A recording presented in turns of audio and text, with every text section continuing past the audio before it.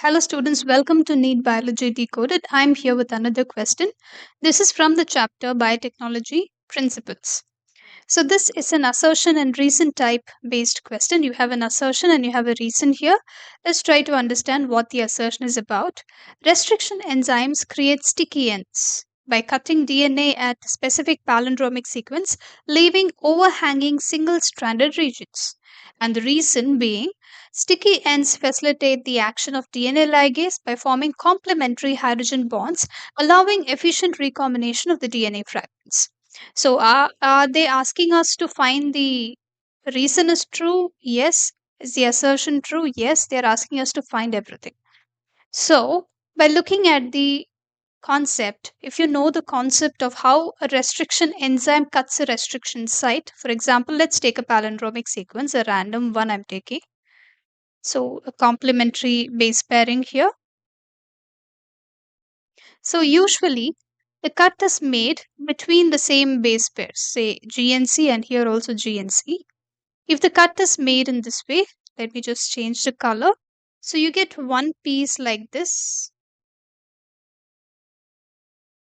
another piece, we pick another color, another piece like this.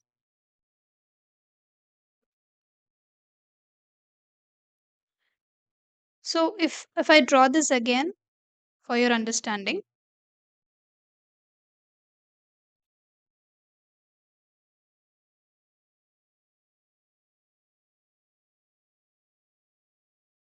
so here and here they can rebond anytime. So this kind of end which can stick back together is called as the sticky end. So between G and C anytime a hydrogen bond can be created, and between this G and C anytime a hydrogen bond can be created. Okay, and also between these base pairs anytime the hydrogen bonds can be created.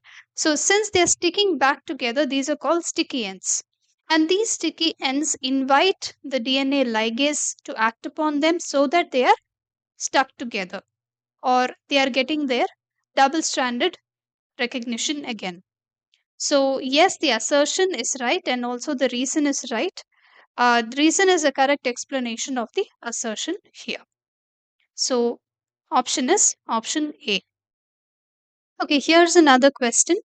During an agrogel electrophoresis experiment, a student loads three DNA samples into wells X, Y, and Z into separate wells.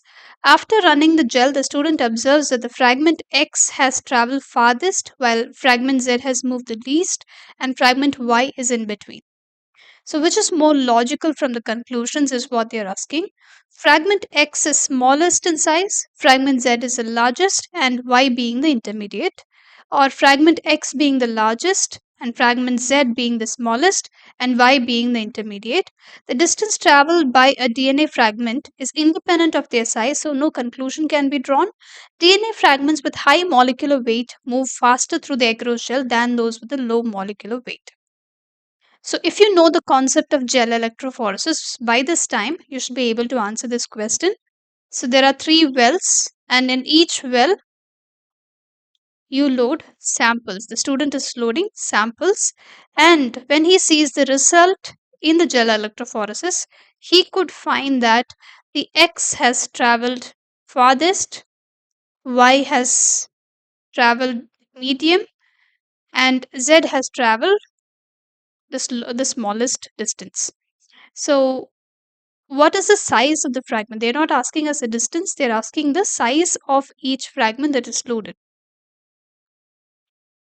So, based on this observation, we can conclude that the DNA molecule loaded in well number one, or let's say the sample X, is typically having a low molecular weight, whereas the sample Z is having high molecular weight. So, more the weight, when the mass is more, the speed is less. Okay, so if they have more mass, the speed is less. So this one has traveled less because it is more weight or more molecular mass. X has traveled farthest because it has low molecular weight compared to Y and Z.